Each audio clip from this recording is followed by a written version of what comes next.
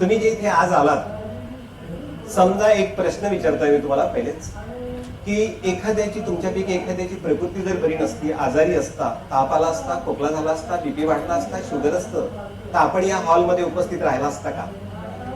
नक्कीच नाही. कारण आपली प्रकृती खराब आहे, प्रकृती बरोबर नाही. बरोबर आहे ना?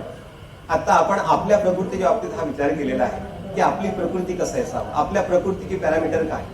आपण जर आजारी पडलं, आरोग्य बरोबर नाही म्हणजे काय म्हणतो, एखाद्या वेळेस ताप आला असेल, खोकला झाला असेल, बीपी वाढला असेल, शुगर वाढला असेल, किडनीचा आजार झाला असेल, पोट दुखत असेल, डोकं दुखत असेल, व्हॉमिटिंग होत असेल, इत्यादी सर्व प्रकार आपल्या बाबतीत आहेत. आज मी जे बोलणार आहे ते सॉईलच्या आरोग्यावर, जमिनीच्या आरोग्यावर. सॉईलच्या आरोग्याचं काय? आता साबळे सर बोलून गेले, बऱ्याच पिकांची माहिती दिली, खरबुजांची दिली, टरबुजांची दिली, भाजीपाल्याची दिली, बाकीच्या लागवडीची दिली, हवामानाची सांगितली. जर आपली तब्येत ठीक नसेल, आपलं आरोग्य चांगलं नसेल, तर आपल्या उत्पादकतेचं काय? आपण किती प्रोडक्टिव्ह राहू शकतो? प्रकृती जर ठीक नसेल तर आपली उत्पादन क्षमता कायम राहील का? पण व्हॉट अबाउट द सॉइल? जर आपण आपल्या बाबतीत, स्वतःच्या बाबतीत हा जर विचार करतो की माझी प्रकृती ठीक नसल्यानंतर मी ऑफिसला जाऊ शकत नाही, माझी प्रकृती ठीक नसल्यानंतर मी कामाला जाऊ शकत नाही, कुठलीच गोष्ट परफॉर्म करू शकत नाही, माझ्याकडनं उत्पादित असं कुठलंही कार्य होऊ शकत नाही, सॉइलचं काय? समोर जी सॉइल दाखवलेली आहे तिच्या आरोग्याबद्दल आपल्या कल्पना काय? काय म्हणायचं आहे, तिचं आरोग्य कसं आहे?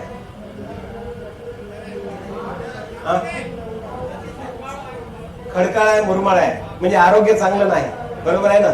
आरोग्य चांगलं नाही. देशातली जमीन किती? देशातली जमीन किती नाही माहित ना, म्हणून तो मुंबईवर येऊन हल्ला होतो. देशातली जमीन जर आपल्या देशातली जमीन आपल्याला माहित, तुमची प्रत्येकाची जर विचारली तर ते मला पटकन सांगायला की 4 एकर आहे, 2 एकर आहे, 1 हेक्टर आहे. इथला प्लॉट सुद्धा स्क्वेअर मीटर मध्ये, स्क्वेअर फुटामध्ये सांगा. 329 मिलियन हेक्टर, 329 मिलियन हेक्टर देशाची जमीन, आणि त्यापैकी लागवडी खाली नसलेलं क्षेत्र 142 मिलियन हेक्टर. आता 142 मिलियन हेक्टर क्षेत्र केव्हा होतं? ज्यावेळेस देश स्वतंत्र झाला त्यावेळेसही 142 मिलियन हेक्टर होतं. आणि आज देखील, म्हणजे 1935 लाही तेवढंच होतं, 1951 लाही तेवढंच होतं, 71 लाही तेवढंच होतं, 81 लाही तेवढंच होतं, 91 लाही तेवढंच होतं, 2001 ला तेवढं होतं, 2018 ला तेवढं आहे. लोकसंख्येचं काय? लोकसंख्येचं काय? 1935 ला असलेली लोकसंख्या आणि आज असलेली लोकसंख्या याच्यावरचा दबाव किती पडत असेल? माणूस आजारी पडण्याची कारण काय? आपण आजारी केव्हा पडतो? एक्सेस श्रम होतात. एखाद्या वेळेस वातावरणामध्ये जंतूंचा शिरकाव होतो आणि त्याचं आपली प्रकृती नाजूक असल्यामुळे, वीक असल्यामुळे, त्याचा प्रतिकार करता न येत असल्यामुळे आपल्याला तो आजार होतो. मान्य? व्हायरल डिसीज गावात आला की सगळे व्हायरल आजारी होतात. मलेरिया आला की मलेरियाने आजारी पडतात. एखादी हगवण सुरू झाली की सगळं गाव त्याच्याने आजारी पडतं. याचं कारण शरीराची जी प्रतिकारक क्षमता आहे ती कमी असतं आणि वातावरणात कुठेतरी जंतू असतात. तर ज्यावेळेस प्रेशर येतं, दबाव येतो, किंवा मग आपण एखाद्या वेळेस खूप कष्ट केले, खूप काम केलं, त्याचा शीण येतो आणि मग माणूस आजारी पडतो. जमिनीचं काय? ज्या जमिनीवर आपण जगत होतो, 35 कोटी देशाची लोकसंख्या होती, 35 ची 70 झाली, 70 ची 100 झाली, आणि आता 120 कोटी. जमीन मात्र आहे तेवढीच आहे. मग जमीन आजारी पडली किंवा जमीन खराब झाली असं जे आपण म्हणतो, म्हणजे नेमकं काय झालं जमिनीला? जमिनीला ताप आला, जमिनीला खोकला झाला, जमीन कुठे आजारी? काय कमी आहे तिच्यात? काय उणीव आहेत तिच्यात? काय वेदना आहेत? काय संवेदना आहेत? काय जाणीव आहेत? कधी आपण विचार केला याचा? नाही. देशामध्ये किंवा कुटुंबामध्ये किंवा सर्व समाजामध्ये, सर्व समूहामध्ये जमीन काही एकसारखी विभागल्या जात नाही.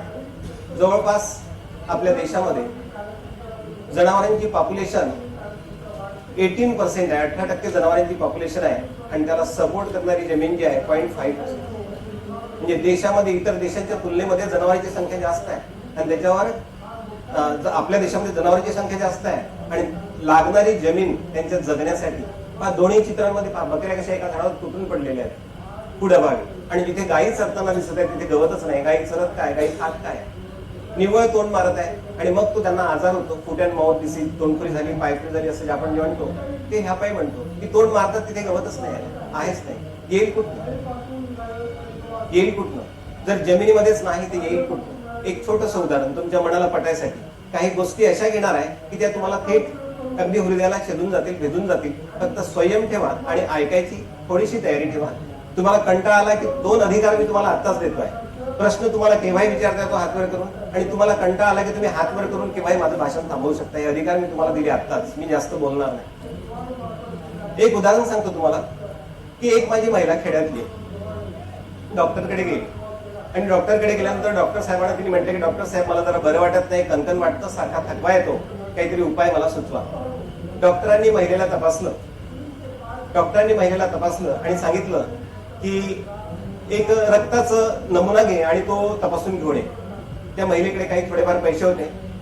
ती प्रयोगशाळेमध्ये गेली, रक्ताचा नमुना दिला, रक्त तपासून घेतलं, आणि रक्ताचा जो रिपोर्ट आला तो परत डॉक्टरांना दाखवला.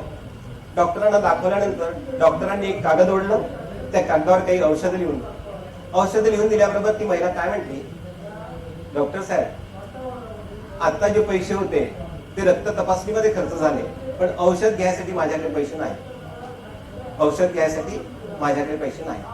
डॉक्टरांनी कागद परत घेतला आणि त्या महिलेला सांगितलं की तुझ्याकडे पेरूची झाडं आहेत का? ती म्हटली हो. लावलं म्हणे 4-5 वर्ष झाली, आता मोठे मोठे पेरू लागले आहे. आणि म्हणे पपईचे, त्या लहानग्या पोरीने लावलेली म्हणे 2-3 झाडं आहेत म्हणे पपईची, त्यालाही पपया लागून राहिले. डॉक्टरांनी तिला काय सुचवलं की तू पपई आणि पेरू जेव्हा तुला शक्य होईल विकत घेऊन खाता आलं तरी खा, स्वतःच्या झाडाचे खाता आलं तरी खा, आणि जवळपास 2 महिन्यांनी मला येऊन भेट. माझा तुम्हाला प्रश्न, डॉक्टरांनी त्या महिलेला पेरू आणि पपई का बरं खायला सांगितलं? तिला झालेला आजार हा कुठला होता? तिच्याकडे पैसे नसल्यामुळे गोळ्या कुठल्या लिहून दिल्या? अनुमान करता येतं? अशक्तपणा, व्हिटॅमिन्स आलेला आहे. तिचं हिमोग्लोबिन तपासल्या गेलं. सहसा महिलांना जे आजार असतात ते हिमोग्लोबिनचे असतात, आणि शरीरातलं हिमोग्लोबिन कमी झालं की माणसाला अशक्तपणा वाटतो. हिमोग्लोबिन तपासल्यानंतर मर्यादेपेक्षा ज्यावेळेस ते खाली आलं तर हिमोग्लोबिन वाढायसाठी डॉक्टर सहसा फेरसच्या टॅबलेट, लोहाच्या गोळ्या लिहून देतात. आणि लोहांच्या गोळ्या घ्यायची क्षमता नसल्यामुळे तिला पेरू खायला सांगितलं, कारण पेरू मध्ये सगळ्यात जास्त लोह आहे. त्याच्या खालोखाल पपईमध्ये आहे. त्या मल्टीव्हिटॅमिन जे आहेत, पेरू आणि पपई या दोन्ही गरज पूर्ण करू शकतात. आणि खेड्यामध्ये सहसा हीच झाडं असतात घरोघरी. डाळिंबाचं झाड नसतं, एखाद्या संत्र्याचं झाड नसतं, मोसंबीचं झाड नसतं. तर डॉक्टरनी अडचण ओळखली आणि डॉक्टरनी महिलेला ऍडवाइस केली. आता मला पुढे सांगा की हा लोह पेरू मध्ये आला कुठं? साधन काय होतं? जमिनीमध्ये. मग परत दुसरा प्रश्न, जर समजा सॉइल मध्येच नसेल तर प्लॅन्ट पण येईल कुठं? माझी खेड्यातली एक म्हण आहे की विहिरीमध्येच नसेल तर पोहऱ्यात येईल कुठनं, वाटीमध्येच नसेल तर ताटामध्ये येईल कुठनं. आणि जर समजा माझी महिला जर आजारीच असली आणि तिला जर पेरूच खायला मिळालं नाही, किंवा पेरूमध्ये लोहाचं प्रमाण जेवढं असेल तेवढंच जर असलं नाही, लोह तिला मिळेल कुठं? आपण आपली काळजी घेतो. लगेच मुलाला ताप आला की पटकन धावपळ करून घरची बायकोही म्हणतो, महिलाही म्हणतो, आई म्हणतो की त्या पोराला घेऊन जा, 4 दिवस झाले झोपलेला आहे. बट अबाउट सॉइलकडे लक्ष कोणी द्यायचं? सॉइलच्या आजाराचं कोणी बघायचं? देशामध्ये जवळपास, नागपूरचं उदाहरण सांगतो, नागपूरला 32 वृद्धाश्रम आहेत. किती आहेत? 32. आणि 32 थोडंसं भावनात्मक करतो तुम्हाला. 32 वृद्धाश्रमामध्ये राहणाऱ्या मॅक्झिमम महिला आहेत. महिला आहे म्हणजे कोणाची तरी आई आहे. आपलं सगळं झालं, आपलं काम आटोपलं की सहसा व्हाईट कॉलर लोक, चांगले कपडे घातलेले लोक आईला कुठे नेऊन टाकतात? आपण देशातल्या या मातीला काय म्हणतो? मातृभूमी. हे मायभू तुझे मी फेडीन पांग सारे, आणि न आरतीला चंद्र सूर्य तारे. कुठे आहेत ते चंद्र सूर्य तारे? कुठे आहेत? मायभू म्हटलेलं आहे, मातृभूमी म्हटलेलं आहे. आपण याही आईची काळजी घेण्यात कमी पडतो आणि ह्याही आईची काळजी घेण्यात कमी पडतो, आणि परत दोष देतो की आज माझं असंच आहे. म्हणून what about the soil health? जमिनीच्या आरोग्याचं काय? कधी या दृष्टिकोनातून आपण विचार केला? मला पीक कमी आलं, पेरलेलं उगवत नाही. एखाद्या वेळेस पेरलेलं संपूर्ण बेणं ही सॉइल नाकारतं. जी नाकारतं, का बरं नाकारतं? तुम्ही एखाद्या वेळेस अन्न घेता, जेवण करता, आणि जेवण झाल्यानंतर फार चांगलं जेवण असतं, 2 घास आपण जास्त जेवतो, पण बऱ्याच वेळेस जेवलेलं का बरं बाहेर येतं? ते शरीर त्याला स्वीकारत नाही, शरीर त्याला एक्सेप्ट करत नाही. एक्सेप्ट म्हणजे एक तर अन्नामध्ये काहीतरी बाधा असेल किंवा शरीरामध्ये काहीतरी अडचण असेल, या 2 गोष्टी असतील तेव्हा शरीर ते स्वीकारणार नाही. अन्यथा रोजचं जेवण आपल्याला पचतं, एखाद्या वेळेस का बरं नाही पचत? मग एखाद्या वेळेस मातीने जर पीक नाकारलं तर त्यावेळेस तिच्याही आरोग्यामध्ये काहीतरी बिघाड झाला असेल, किंवा जे पीक आपण घेतलं तिला साजेसं नसेल अशी कल्पना किंवा अशी संकल्पना किंवा अशी संवेदना मनाला का बरं वाटून जाते? आपण नियोजन करताना सगळ्या गोष्टींचं नियोजन करतो. लग्नामध्ये मुलासाठी मुलगी जर पाहायची असेल तर फार बारीक सारीक गोष्टी पाहतो. काही समूहामध्ये बाई तुझे बोट दाखव, बाई तुझे नख दाखव, बाई तुझे हात दाखव, बाई तुझे डोळे दाखव, बाई चालून दाखव, बाई बोलून दाखव, ह्या सगळ्या गोष्टी पाहतोय. ही पदवी जर आहे की नाही ते पाहतोय, मुलांचा साजेसा रंग आहे की नाही, उंची आहे की नाही ते पाहतोय. नियोजन कुणाचं? मुलाच्या लग्नाचं. मुलाला जुळते मिळते की नाही ते. मग माझी सॉईल एखाद्या पिकाच्या दृष्टीनं त्याला कॉम्पिटेबल आहे की नाही, त्याला पॅलेटेबल आहे की नाही, ते पीक माझ्या जमिनीमध्ये येऊ शकते की नाही, हे पाहायचं कुणी पाहायचं होतं? कुणी पाहायचं होतं? कुणी शोधायचं होतं? एकीकडे मातृभूमी, एकीकडे आई, हे मायभू, आणि दुसरीकडे म्हणजे आपण पीक घेताना काय करतो की जी आपली गरज आहे, माझी गरज आहे आजची, ती गरज कशी पूर्ण होईल या गरजेपोटी सॉईलची गरज काय, तिच्या उणिवा काय, तिच्या जाणीवा काय, तिच्या वेदना काय, तिच्या संवेदना काय, ह्याचा आपल्याला सारखा विसर पडत चाललेला. आपण नियोजन मात्र सगळं करून टाकतो. त्याचं नियोजन मात्र सगळं करून टाकतो. एक परत प्रश्न, पश्चिम महाराष्ट्रामध्ये उसांचे कारखाने आहेत, सदन शेतकरी आहे, शाळा आहेत, त्यांच्या कॉलेजेस आहेत, मोठमोठ्या सोसायटी आहेत, पैसा आहे, उलाढाला आहे, शासन उलथवायची ताकद आहे त्यांच्यामध्ये. मान्य? अमान्य? मान्य. आता ही ताकद आली कुठनं? उसातनं. बरोबर आहे ना? पण मागच्या 40 वर्षापासून 50 वर्षापासून एकाच जमिनीवर सारखा ऊस ऊस ऊस ऊस काय चालत नाही. आता तुम्हाला एका रूम मध्ये मी बंद करतो, काळजी असू द्या, नक्कीच करणार नाही, फक्त करतो असं म्हणताय, म्हणजे बंद करणार नाही. आणि बंद केल्यानंतर काय करतोय? रोज तुम्हाला 2 महिने फक्त खिचडीची प्लेट सारखवतोय. काय कराल तुम्ही? काय कराल? 2 महिने एका रूम मध्ये बंद करायचं आणि रोज फक्त खिचडीची प्लेट सारखवायची. तुम्ही काय कराल? एक तर दार तोडाल, खिडक्या तोडाल, पंखा तोडाल, लाईट तोडाल, बाहेर याल. मग आपल्या स्वतःसाठी जर ही भूमिका आपण बाळगतो आहे, सॉईलचा कधी विचार केला की मागच्या 30 वर्षापासून 40 वर्षापासून आपण एकच एक पीक घेतो, एकाच थरात अन्नद्रव्य घेतली जातात, एक सारखी अन्नद्रव्य घेतली जातात, आपण इंजस्टिस करत नाही. शेवटी दोष देतो आपण निसर्गाला. पाऊस बरोबर आला नाही तर दोष निसर्गाला. बरोबर आहे की? एखाद्या वेळेस शासनालाही दोष देतो. काही जर झालं आणि शासनाने जर नाही भूमिका पार पडल्या तर शासनालाही दोष देतो ना. कसा दोष देतो शासनाला? ऍक्सिडेंट झाला, जबाबदार शासन. कुठे आग लागली, जबाबदार शासन. नदीला पूर आला, जबाबदार शासन. दुष्काळ पडला, जबाबदार शासन. कुठे बॉम्बस्फोट झाला, जबाबदार शासन. आणि या देशाची लोकसंख्या वाढली, जबाबदार शासन. आपण या ठिकाणी शासनाला संपवतोय, अशा प्रकारे करतोय. पण आपल्या जमिनीमध्ये काय आहे काय नाही याचा कधीच विचार करत नाही. आणि म्हणून तो करणं ही काळाची गरज आहे. आज जमीन या स्थितीत येऊन पोहोचलेली आहे. माती म्हणजे काय? कशाला म्हणायचं माती? एक 8व्या वर्गात तुम्हाला व्याख्या शिकवली असेल. 8व्या वर्गात सगळेजण 8व्या वर्गापेक्षा जास्त आहेत असं मला वाटतं. 2 कठीण पदार्थ एकत्र येऊन, 2 खनिज द्रव्य एकत्र येऊन जो कठीण पदार्थ तयार होतो त्याला खडक असं म्हटलं जातं. 2 खनिज किंवा 2 मिनरल्स किंवा 2 अन्नद्रव्य एकत्र येऊन जो कठीण पदार्थ तयार होतो त्याला खडक असं म्हटलं जातं. आणि या खडकाचं बारीक बारीक तुकड्यांमध्ये रूपांतर होतं. त्याची झीज होऊन, त्याचं विलगीकरण होऊन, त्याचं विच्छेदीकरण जेव्हा झीज होतं त्याला आपण माती असं म्हणतो. बरोबर आहे की नाही? तर माती म्हणजे वरचा थर.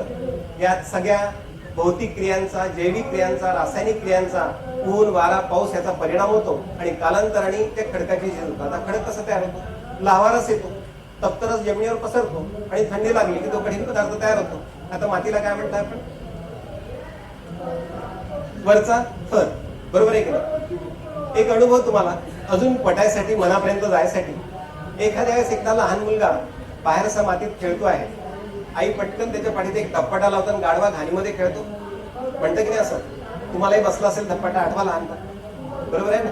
आता माती जर घाण आहे, या देशामध्ये मातीपेक्षा छान कुठली गोष्ट? मी तुम्हाला व्याख्या सांगताना नीट लक्षात द्या की 2 पेक्षा अधिक खनिज एकत्र तयार होऊन खडक तयार होतो आणि त्या खडकाची झीज होऊन बारीक भुगा झाला की त्याची माती तयार होतो. आणि माती जर घाण आहे, सगळे मिनरल्स ज्यावेळेस आपली किडनी त्रास द्यायला लागतं तर सोडियम आणि पोटॅशियमची टेस्ट होते. ज्यावेळेस हाडं ठिसूळ व्हायला लागतात त्यावेळेस कॅल्शियमची टेस्ट केलं जातं. ज्यावेळेस हिमोग्लोबिन कमी व्हायला लागलं त्यावेळेस एफईची. हे येतं कुठलं? प्लांट मधनं येतं कुठलं? सॉईल मध्ये जर नसेल तर प्लांट मधनं येईल कुठलं? आणि म्हणून सॉईल ही घाण नसून सॉईल सगळे मिनरल्स आहेत. पाण्याचा थेंब पडला, आपण आडोशाला पाऊस आला की आडोशाला उभं राहतो आणि आडोशाला उभं राहिल्यानंतर आपल्या पॅन्टच्या खाली बुटवर जे मातीचे कण जमा होतात, काय होतं त्याच्यामध्ये? की पाण्याचा थेंब पडला की मातीच्या कणांना विलग करतो, वेगळं करतो, विच्छेदित करतो आणि ते कुठेतरी आपल्या पॅन्टच्या खाली बुटावर जमा. आणि जास्त पाणी पडलं की पाणी व्हायला लागतं. आणि पाणी कधी शुद्ध व्हायला गढूळ पाणी वाहतं आणि गढूळ पाण्यामध्ये मिसळलेलं काय असतं? माती असतं आणि मातीत म्हणजे मिनरल असतात आणि म्हणून महाराष्ट्र शासनाने उपक्रम जाहीर केला होता की शेतातलं पाणी शेतात, शेतातली माती शेतामध्ये. हे जर आपल्याला राबवता आलं तर आपण आरोग्याच्या दृष्टीने पहिलं पाऊल उचलतो असा त्याचा अर्थ होतोय. जमिनीकडे बघण्याचा दृष्टिकोन, आपल्या जीवनातील दैनंदिन गरजा प्रामुख्याने मातीतूनच येतात. माझं स्टेटमेंट चूक आहे बरोबर आहे? चूक असेल तर तुम्ही ऑब्जेक्शन घेऊ शकता, हातवर करू शकता. डोक्याला लावलेलं तेल आलं कुठनं? पायात घातलेला बूट चामड्याचा असो कॉटनचा असो, चामडं जनावरांपासून येतं आणि जनावरांना चारा देखील मातीतनं खातं, आलं कुठनं? अंगात घातलेला कपडा किती कृत्रिम फायबर असलं तरी नॅचरल फायबर शिवाय तुम्ही कपडे घालूच शकत नाही. किंबहुना इतर वापरायचे कपडे हे नॅचरल फायबर नैसर्गिक धाग्याचेच असतात. आणि इथे मी जो बोलतो आहे आणि तुम्ही जे बसलेले आहे याच्यात एनर्जी असल्याशिवाय उद्देशिवाय बोलता येत नाही. हे आपल्या गरजा आल्या कुठं? कुठली इंडस्ट्री घ्या, इंडस्ट्रीची कारखान्यांची लिस्ट तयार करा, त्यापैकी 90% इंडस्ट्री शेतीच्या भरोशावर चालतात, शेतकऱ्यांच्या भरोशावर चालतात. त्याशिवाय कुठली इंडस्ट्री या देशातली चालूच शकत. समजलं का? याही पुढे जाऊन माझी खेड्यातली घरं खालचा फ्लोअर मातीचा, सारवण करतात महिला, बाजूच्या भिंती मातीच्या, वरचे कौलं जे आहेत तेही मातीचेच आणि आलेला लाकूड फाटा तोही मातीत येतो. तर दैनंदिन जीवनातल्या गरजा ज्या आहेत त्या मातीशिवाय पूर्णच होऊ शकत नाही. पण आपण एकसारखी मागणी करतो मातीकडनं. पिढ्याच्या पिढ्या जगलेल्या आहे. तुम्ही किंवा मी एकटा शेती करत नाही, याच्या आधी हजारो पिढ्यांनी शेती केली आहे आणि याच्यानंतरही हजारो पिढ्या शेती करणार. पण तिच्या आरोग्याच्या दृष्टीने आपण काय करतो हा एक गंभीर प्रश्न आहे. तिच्या आरोग्याबद्दल आज तागायत आपल्या मनामध्ये एखाद्या विचार येऊन गेला का मला शंका आहे. कुठलीही वस्तू बाजारात विकायला नेली आणि तिला कमी किंमत मिळाली की आपण काय म्हणतो? मातीमोल विकून आलो. म्हणजे आपल्या जगण्यातला आपण कल्चरली कसे आहोत, आपलं कल्चर कसं आहे की मातीमोल विकली असं म्हणतोय आपण. म्हणजे माती विना मोलाची, मोलच नाही तिला. म्हणजे इतकी अमूल्य असलेली माती जी जीवनाला जीवनदान देतं. पाणी जर जीवन आहे तर माती ही जीवनाचा आधार आहे. मातीशिवाय जीवन कुठेच नाही. माझ्याकडे एक सायंटिस्ट आले होते, 4 वर्ष आधी एक सिम्पोजियम घेतलं होतं अलीगड युनिव्हर्सिटी मधनं. विद्वान होते आणि मोठे होते, नावाजलेले होते. ते म्हटले की या देशामध्ये फ्रीज नसला तर चालेल, टीव्ही नसला तर चालेल, गाडी नसली तर चालेल, मोटार गाडी नसली तर चालेल, एखाद्या वेळेस ऍटम बॉम्ब नसला तर चालेल, पण या देशाचं माती नसेल ते एक दिवसही चालणार नाही. चंद्रावर किंवा मंगळावर जाऊन आपण काय शोधतोय? खडक आहे की नाही, माती आहे की नाही, पाणी आहे की नाही. आणि म्हणून मातीत बोलताना कमीत कमी आज तरी आपल्या सांस्कृतिक दृष्ट्या हे कन्सेप्ट आपल्याला बदलवता येतात काय? माती विना मोलाची कशी असतं, माती मोल विकलं असं आपण कसं म्हणतोय? आपल्या बोलण्यातनं सहज निघून जातं की ती माती मोल आहे. मुलाला धप्पाटा मिळतं की मला काय घाणीत खेळतो आहे, हे कसं नाही. तर आपण हे जर कल्चर बदलवलं आणि ही जर एक चळवळ झाली तर मग मातीकडे पाहण्याचा आपला दृष्टिकोन बदलतो आहे. संपूर्ण जीवन सांभाळणारी माती अमोल किंवा मोलाची मोल नसलेली असू शकत नाही आणि म्हणून मातीकडे पाहण्याचा आपला दृष्टिकोन बदलायला पाहिजे. किती वेळ लागतो? 1 इंच मातीचा थर व्हायला किती वेळ लागतो? हा इतका वेळ लागतो. आणि तो थर वाहून जायसाठी एक चांगला जर पाऊस आला आणि मातीवरून लोटाच्या लोट निघाले तर जवळपास ते निघून जात. सोलापूरमध्ये जवळपास 50 वर्षाचा अभ्यास केला गेला आणि 50 वर्षामध्ये 75 सेंटीमीटरचा थर, तिथे इरोजन होतं, धूप होतं जमिनीची, पाणी निघून जातं, तर 75 सेंटीमीटरचा थर 50 वर्षामध्ये आणि तयार व्हायला 500 ते 1000 वर्ष. आणि जवळपास आपण मातीचा जर दक्षतापूर्वक काळजीपूर्वक उपयोग करून घेतला नाही, मातीला सांभाळलं नाही, आईला सांभाळलं नाही, मातृभूमीला सांभाळलं नाही, तर मात्र आपलं पुढे काय हा प्रश्न आपल्या पुढे सोपवतोय, आपल्या पुढे ठेवतोय मी. कशी असतं माती? मातीचा जर उभा छेद आपण घेतला तर माती कशी दिसते? वर लावलेल्या झाडं, त्याची खाली मुळं आहेत आणि त्या मुळांच्या खाली वेगवेगळे थर दिसतात आणि खाली खडक आहे. खडकाची झिजवून त्याचं मोठ्या खड्यात रूपांतर, लहान खड्यात रूपांतर, लहान खड्यात रूपांतर आणि त्याच्यानंतर मग बारीक भुग्यात रूपांतर आणि वरची हिरवळ दिसते आहे त्याच्या खाली काळी लेअर आहे, काळी पार्श्वभाग म्हणा मातीचा. तर ती काळी लेअर जी आहे तो सेंद्रिय पदार्थ असतो. साहेबांनी त्यांच्यात बोलण्यात सांगितलं, सेंद्रिय पदार्थ काही नसून वनस्पतीचे आणि प्राण्यांचे कुजलेले अवशेष. हे कुजलेले अवशेष जमिनीमध्ये जेवढे जास्त असतील तेवढी जमीन आपली रीच आहे, तेवढी जमीन आपली श्रीमंत आहे, तेवढी जमीन आपली परिपक्व आहे. आणि तो जर थर नसेल तर आपली जमीन अपरिपक्व आहे, कच्चा आहे. त्यात पीक घेण्यात आपल्याला प्रॉब्लेम येऊ शकतात, समस्या येऊ शकतात. आणि हे जे खालचे थर आहेत, आता शास्त्रीय भाषेमध्ये, वैज्ञानिक भाषेमध्ये त्याला ABC काही अबकड असं नाव देता येतं. तुम्हाला सुद्धा उभा खड्डा खोदून तुम्हाला मातीचे थर पाहता येतात. शास्त्रज्ञाची गरज नाही. मोठमोठे शास्त्रज्ञ येऊन इथे भाषण देतात, पण माझ्या मते माझ्या समोर बसलेला हा जनसमुदायाचा सगळ्यात मोठा शास्त्र सॉईल तुमच्याशी बोलू लागतं, प्लॅन्ट तुमच्याशी बोलू लागतात. तुम्ही फक्त पाहण्याचा दृष्टिकोन बदलवा. तुमची माती तुम्हाला कळू शकतं, ती तुमच्याशी स्पीक करायला लागेल, बोलायला लागेल, आणि तुम्हाला काय घ्यायचं आणि काय द्यायचं आहे हे तुम्हाला कळेल. तुम्ही सगळ्यात मोठे सायंटिस्ट. कसं होतं, केव्हा सुरू झालंय, कुणी सुरू केलं, जमिनीचं अधःपतन व्हायला सुरुवात केव्हा झाली, कुठल्या काळात झाली, कुठल्या क्षणाला झाली, कुठल्या मोमेंटला झाली. तुमच्या मालकीची तुमचं स्वतःचं शेत आहे, जी पडीक जमीन आहे त्याचं काय, त्याच्यावरनं पाणी वाहून जातं त्याचं काय, त्याच्यावरनं गढूळ पाणी वाहून जातं त्याचं काय, आणि त्या गढूळ पाण्याबरोबर माती वाहून जातं आणि मातीबरोबर मिनरल्स खनिज वाहून जातात त्याचं काय. समजलं का? जमिनीच्या काही मर्यादा आहेत, काही लिमिटेशन आहेत, प्रत्येकाच्या असतात, तुमच्या आमच्याही आहे. प्रत्येक काम आपण करू शकत नाही, प्रत्येकाची क्षमता कॅपॅबिलिटी ही वेगवेगळी आहे. आणि जमिनीची कॅपॅबिलिटी प्रत्येक क्षेत्रातली, प्रत्येक ठिकाणची, प्रत्येक शेतातली, इव्हन शेतातल्या प्रत्येक कोपऱ्यातली जी कॅपॅबिलिटी आहे, ती क्षमता आहे, ती वेगवेगळी. समजलं का? ती आपण कधीच जज केली नाही. शेजाऱ्याने कापूस पेरला का, मग चला 10 वर्ष आपणही कापूसच लावू. शेजाऱ्याने सोयाबीन पेरलं का, मग आपणही सोयाबीनच पेरायचं. शेजाऱ्याने पोरीच्या लग्नात बँड वाजवला का, मग आपणही पोरीच्या लग्नात बँड वाजवायचा आणि आपलाही वाजवून घ्यायचा.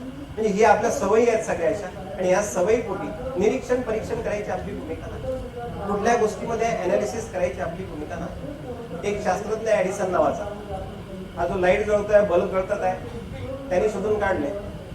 179 वेळा बल्ब बनवला आणि तोडला, आणि 180 वेळेस त्याला बल्बचा शोध लागला, आणि म्हणून आता आपण प्रकाश पाहतोय, उजेड पाहतोय. त्याचं नाव आहे थॉमस अल्वा एडिसन. म्हणजे इतक्या वेळेस प्रयत्न करून आपल्या प्रयत्नांचं काय, आपण एखाद्या वेळेस आपली जी भूमिका घेतो, शेजाऱ्याच्या भूमिकेमुळे आपली भूमिका ठरवायची की आपली स्वतःची एक निर्णायक, आपले रिसोर्सेस पाहून, आपले सोर्सेस पाहून, आपले कापड पाहून, आपलं पांघरून पाहून, आपले किस्सा पाहून आपली भूमिका ठरवायची. काय करायचं? आपल्या इच्छेप्रमाणे, गरजेप्रमाणे मातीच्या गुणधर्माचा विचार न करता तिचा उपयोग करीत आला, मातीतून पिकाची गरज पूर्ण होणार की नाही. मी तुम्हाला पहिल्यांदा बोलताना सांगितलं की विहिरीतच नाही तर पोहऱ्यात येईल कुठे. पिकांची गरज पूर्ण होणार की नाही. 40 वर्ष झालं ऊस घेतो, ऊसाच्या मिळणाऱ्या न्यूट्रिएंटचं, अन्नद्रव्याच्या गरजेचं काय. सोयाबीनचं उत्पन्न धडाधड कोसळलं, धडाधड कमी व्हायला लागलं, का बरं व्हायला लागलं. 1978 मध्ये, 1980 मध्ये उमरेड तालुक्यामध्ये काळं सोयाबीन, काळी कुलथा नावाने आलं इथे, आणि त्याच्यानंतर मग सगळा जिल्हा आणि जिल्ह्याच्या आजूबाजूचा परिसर सोयाबीन मध्ये गुंतला. आता उत्पन्न कमी झालं, काय त्याचं. हा विचार आपल्या मनालाही का बरं शिवत नाही की आपल्या स्वाईलची प्रकृती कुठेतरी ढासळली असेल, तिचंही कुठेतरी अधपतन झालं असेल, काही ना काही आजार झाला असेल. आपला जर होऊ शकतो तर स्वाईलला का होऊ शकत. स्वतःच्या गरजेपेक्षा आपल्याला सगळ्या ह्या गोष्टी गोड वाटतात. जनसंख्येची वाढ होतं, लोकसंख्या तुम्हाला पहिल्यांदाच सांगितली आहे, आणि म्हणून मग जमिनीची धूप वाढतो, आणि जल आणि मृद दोन्ही गोष्टी. आता मला आल्यावर बरं आयोजकांनी पाण्याची बॉटल दिली. पूर्वी बॉटल मधलं पाणी मिळायचं नाही मिळायचं. नागपुरात राहणारे किंवा शहरात राहणारे लोक असतील, नळाद्वारे ज्यांना पाण्याचा सप्लाय होतो, पुरवठा होतो, तुम्हाला काय म्हणायचं, नळात आलेलं पाणी शुद्ध की अशुद्ध. हा, मग बॉटलमध्ये कावर भरतात, फिल्टर कावर लावतात, घरी आल्यानंतर फिल्टर कावर करतो आपण. जर ते पाणी शुद्ध आहे तर मग सारखं पित का बरं नाही, मला उत्तर द्या ना. म्हणजे पाणी जर शुद्ध, नळात आलेलं पाणी शुद्ध आहे तर मग फिल्टर लावायची घरी गरज काय आहे. समजलं का. आणि मग ते जर शुद्ध नाही, फिल्टर करायचं आहे, मग पाणी शुद्ध आपल्याला पुरवठा करायची जबाबदारी कोणाची. बरेच शासन आहे, इरिगेशन डिपार्टमेंटची, ऍग्रिकल्चर. ज्या खेड्यातनं नदी वाहतं, ज्या खेड्यातनं नदी वाहतं, काही उदाहरणं अशी सांगतो तुमच्या मनाला छेदून जातील. नदीवर बांध बांधलेला असतो, मान्य, बांध बांधलेलं असतं. नदीमध्ये पाणी कुठून जातं, शेतामधनं वाहत जातं, नाल्याला मिळतं, नाल्या नद्याला मिळतात, आणि मग ते पाणी वाहतात. एखादी जनावर पावसाळ्यात मेले की कुठे टाकतो आपण त्याला. खेड्यातली मंडळी, आजही माझ्या भारताच्या खेड्यांमध्ये खेड्यातली मंडळी सकाळी कुठे जातो, त्याचं काय. समजलं का. एखादी घरचा ग्रस्त वर गेला, आपण त्याला जाळतो, राख कुठे टाकतो. देवाला हार वाहिले, फुलं वाहिले, फुलं कुठे टाकतो. पाणी घाण कोणी केलं, घाण कोणी केलं पाणी. मग आता शुद्ध करायची जबाबदारी कोणाची, शासनाची. मी तुम्हाला मगाशी उदाहरण सांगितलं की सगळी जबाबदारी शासनाची. तर पाणी शुद्ध मिळत नाही, याचं कारण काय, कोण फॉल्टी आहे. आपण घाण करायची, इतरांनी साफ करायची, का बरं असं करायचं. आपली घाण आपल्याला साफ का बरं करता येत. आपल्या स्वाईलचं आरोग्य आपल्याला कायम राखता का बरं येत. जमीन तुमची, मालकी तुमची, पीक तुमचं, मिळालेला पैसा तुमचा, त्याच्यापासून मिळालेलं ऐश्वर्य तुमचं, आणि मग जमिनीच्या आरोग्याकडे लक्ष कोण देईल. आणि म्हणून जमीन असेल पण माती असणार नाही. जमीन आणि मातीमधला फरक काय. तुमच्याकडे जमीन आहे की माती आहे. तुमच्या मालकीची जमीन आहे की माती आहे. आणि जमीन आणि मातीमध्ये फरक काय. कशाला म्हणायचं? मी विचारलं जमीन आहे तर तुम्ही पटकन एकर हेक्टर मध्ये सांगाल. मी जर दुसरा प्रश्न केला तुम्हाला की माती किती आहे, काय सांगताय तुम्हाला? 1 ट्रक 2 ट्रक, 1 बैलगाडी 2 बैलगाडी. जिथे खोली असेल तिथे माती आहे, जिथे खोली नसेल तिथे माती नाही. आपण मुरमाड जे म्हणतो म्हणजे कमी खोलीची, मध्यम जे म्हणतो थोडीशी जास्त खोलीची, आणि चिकणी जे म्हणतो ती सगळ्यात जास्त खोलीची. जिथे खोली आहे तिथे माती आहे आणि जिथे खोली नाही तिथे माती नाही. आता हे जर सारखं होत राहिलं, पाऊस येणं, पावसाने जमिनीच्या कणांचं विच्छेदीकरण विलगीकरण करणं आणि विलगीकरण झालेले कण पाण्याच्या पावसात मिसळणं आणि गढूळ पाणी नाल्याद्वारे नदीद्वारे वाहत जाणं आणि समुद्राला मिळणं, याच्यामध्ये 2 नुकसान आहेत. एक तर शेतातला सुपीक थर वाहून गेला, आणि दुसरी गोष्ट जे काही तलाव आहेत, जे काही समुद्र आहेत, त्यामध्ये तो साचला म्हणजे सिल्टेशन झालं, तो गाळ काढायचा प्रश्न पडतो, तलावामध्ये साचत नाही. समजलं? तर ही जबाबदारी जर आपण स्वयंस्फूर्तीने घेतली, निदान आपल्या शेताची आपल्याला घेता येतं का? आपल्या शेताकडे, आपल्या शेतीकडे पाहण्याचा दृष्टिकोन आपल्याला बदलवता येतं का? प्रामुख्याने हे महत्वाचं. प्रकृतीच्या दृष्टिकोनातून सारखे आरडाओरड होत आहे, प्रकृती बिघडली, प्रकृती बिघडली, प्रकृती बिघडली. परत एक माझं छोटस उदाहरण, आपण खताचा वापर 90 ते 110 किलो करतो, पंजाब जवळपास 200 ते 250 किलो करतो, चायना 400 किलो करतो, अमेरिका 900 किलो करतो. त्यांनी खताचा वापर खूप केला म्हणून त्यांची जमीन तर बिलकुल बिघडली पाहिजे, मग त्यांचं उत्पादन पर हेक्टर जास्त कसं आपल्यापेक्षा? का बरं जास्त? मला सांगा ना, उत्तर सांगा तुम्ही. की आपण फक्त 90 ते 110 किलो खताचा वापर करतो महाराष्ट्रामध्ये, पंजाबमध्ये आपल्यापेक्षा दुप्पट केलं जातं, चीनमध्ये आपल्यापेक्षा चौपट केलं जातं, आणि अमेरिकेमध्ये आपल्यापेक्षा 10 पट केलं जातं. त्यांच्या जमिनीचं काय? तिथं निवड टाकावं लागेल. जिथे माझ्या शास्त्रज्ञांनी एक वाक्य लिहिलं होतं की 25 ते 30 गाड्या शेणखत आणि बाकी मग 40, 100, 40, 40, 80, 40, 40, 60, 20, 20. आपण 60, 20, 20, 80, 40, 40 ध्यानात ठेवलं आणि 20 ते 25 गाड्या ते डोक्यातनं काढून टाकलं, बाहेर फेकून दिलं. त्याचा या 40 वर्षात लवलेशही नाही. निव्वळ टॉनिकच्या भरोश्यावर किंवा इंजेक्शनच्या भरोश्यावर आपण जाऊ शकतो, अन्न न घेता, फूड न करता. तो सॉईल कशी जगली असेल? तिने कसं आतापर्यंत आपल्याला उत्पादन दिलं असेल? आणि म्हणून आज ही जी नॅचरल रिसोर्सेस आहे, मग ते पाणी असो किंवा मग ती जमीन असो, त्याच्याकडे पाहण्याचा दृष्टिकोन बदलणं, त्यांचं संरक्षण करणं महत्वाचं, त्यांचं सौंदर्यन करणं महत्वाचं. आणि हे जर केलं नाही तर आपला उत्कर्ष, आपली प्रगती, आपली गती, आपलं वैभव, आपलं सगळं थोडा वेळ त्याच्यावर विचार. हे छोटे छोटे कारण आहेत की जमिनीची धूप झाली तर काय होतं, सेंद्रिय पदार्थाचं नुकसान झालं तर काय होतं, की संरचना बिघडतं. संरचना म्हणजे काय? कणांची रचना. संरचना आपल्याला बदलवता येते. जमिनीचा पोत जो असतो, कणांचं प्रमाण जे असतं, कणांचं प्रमाण म्हणजे जमिनीचा पोत. काही शब्द अडचणीचे आहेत, थोडं समजून घ्या. आणि संरचना म्हणजे कणांची मांडणी. जसं आपण भांडे एकावर एक मांडतो आहे, ती कणांची मांडणी. तर कणांची मांडणी सुद्धा बिघडू शकतं. जमिनीतील पोकळी जी असतं, सच्छिद्रता, कणाच्या आतली पोकळी आणि 2 कणांमधली पोकळी, ही जर नसेल तर जमिनीमध्ये हवा राहणार. जमीन म्हणजे काय? घन पदार्थ, द्रव पदार्थ आणि वायू पदार्थ, या तिघांचे संमिश्र मिश्रण. घन पदार्थ 50% असतो जमिनीमध्ये, 50% मध्ये 45% मिनरल्स असतात आणि 5% हा सेंद्रिय पदार्थ असतो. 45% खनिज जे पिकांना लागतात ते, आणि 5% सेंद्रिय पदार्थ जो जमिनीचा एक दागिना आहे, ऑर्नामेंट्स आहे. इट्स डायमंड खातच पाहिजे. म्हणजे जमिनीचा हिरा आहे, जमिनीचा दागिना आहे, तो सेंद्रिय पदार्थ फक्त 5% असतो. महिलांच्या अंगावर सोनं किती असतं? 1%, 2%, 3%, 5%. तसा तो सॉइलचा दागिना आहे सेंद्रिय पदार्थ. आणि 50% मिनरल्स आहेत आणि 25% हवा आणि 25% पाणी, ह्या मिळून जमीन तयार होतं, ह्या मिळून ती माती तयार होतं. आणि ती तिची सच्छिद्रता, आतली पोकळी जी आहे ती सुद्धा बदलतं. आणि अनावश्यक द्रव्य जे आवश्यक नाही अशा खनिजांच्या प्रमाणात वाढ होतं. कमी आहे किंवा जास्त आहे किंवा बरोबर आहे, हे आपल्याला ठरवायचं आहे. आणि हा एक घटक फक्त जमिनीची धूप जमिनीच्या आरोग्यावर कशा प्रकारे परिणाम करतो आणि ती जर थांबवली तर आपल्या जमिनीचं आरोग्य कसं टिकून राहू शकतं, त्याचं एक ज्वलंत एक्झाम्पल आहे. कशाला म्हणायचं जमिनीचं आरोग्य? मी तुम्हाला सांगितलं, खोकला झाला, ताप आला, बीपी वाढलं, शुगर वाढलं, आपलं आरोग्य. जमिनीचं आरोग्य कसं? एखाद्या विशिष्ट उपयोगासाठी या जमिनीचा उपयोग काय? आता आपण जिथे बसलो या जमिनीचा उपयोग काय? आपण इथे एक क्लासरूम तयार केलेली, इथे एक्झिबिशन आणलेलं आहे, इथे आपण खुर्च्या मांडल्या, इथे आपण लेक्चर घेतोय. एक क्लास म्हणून, एक वर्ग म्हणून याचा उपयोग आहे. शेतीमध्ये एखाद्या ठिकाणी घर बांधलं असेल, घर म्हणून त्याचा उपयोग आहे. शेतीमध्ये एखाद्या ठिकाणी गायीचा गोठा बांधला असेल, गोठा म्हणून त्याचा उपयोग आहे. पण एखाद्या वेळेस तुम्ही संत्रा करत असाल तर ती संत्र्याच्या पिकाखाली असलेली जमीन, कापूस करत असाल तर कापसाच्या, तो ऍग्रिकल्चरसाठी, एअरपोर्टसाठी, बस स्थानकासाठी, रेल्वे स्टेशनसाठी जमिनीचा उपयोग काय आणि त्या उपयोगाला ती साध कशी घालतं, त्या प्रतिसाद कशी देतं, त्याच्यावरनं जमिनीचं आरोग्य ठरवलं जातं. आपण थोडी जरी हालचाल केली ठराविक जमिनीची विशिष्ट उपयोगिता, क्षमता किंवा समर्थता किंवा सक्षमता म्हणजे त्या पिकासाठी किंवा उपयोगासाठी ती जमीन आरोग्य संपन्न आहे किंवा नाही. जो माणूस आरोग्य संपन्न असेल, तो उत्पादित असेल, तो प्रोडक्टिव्ह असेल, तो कुटुंबासाठी काही करू शकेल. आणि जी जमीन आरोग्य संपन्न असेल ती त्याला भरभरून देईल, जी आरोग्य संपन्न असेल ती त्याला भरभरून देणार नाही. आपली आजची गरज पूर्ण करण्याकरता आपली जमीन किती सक्षम आहे हे बघण्यासाठी पर्यायाने पिकांची गरज आणि जमिनीत असलेले अन्न, पीक काय मग आंब्याचा आंबटपणा, चिंचेचा आंबटपणा, लिंबाचा आंबटपणा सारखाच असतो का? असतो का सारखा? नसतो ना सारखा. मग त्यांची मागणी पण त्याप्रमाणे होत असेल. केशर नावाचं पीक उटीला होऊ शकत नाही दक्षिणेकडे. केशर नावाचं पीक जम्मू आणि काश्मीरमध्ये फक्त उत्तरेकडेच होऊ शकतं. का बरं होऊ शकतं? तिकडले वातावरण थंड आहे, इकडले वातावरण थंड आहे. पीक मात्र उत्तरेकडे होतं, दक्षिणेकडे होत नाही. काय कारण असतं? जमिनीमध्ये असलेला फरक. केशर लव्ज कॅल्शियम. केशर म्हणजे खिरीमध्ये टाकतो ते. केशर नावाची मुलगी नाही. आणि कॅल्शियम त्याला आवडतं, कॅल्शियमवर ते प्रेम करतं. ज्या जमिनीमध्ये कॅल्शियम असेल त्या जमिनीमध्ये केशर हे पीक चांगलं होतं, अन्यथा दुसऱ्या जमिनीमध्ये होत नाही. उटीकडल्या जमिनीमध्ये लोह जास्त आहे आणि म्हणून त्या जमिनीमध्ये केशर होत नाही. हे त्याचं खरं कारण. तुम्ही तुम्हाला सांगितलेले उदाहरण, हळद पिवळी का बरं असतं, कांदा पांढरा का बरं असतं, गुलाबामध्ये इतक्या रंगाची फुलं कशामुळे येतात?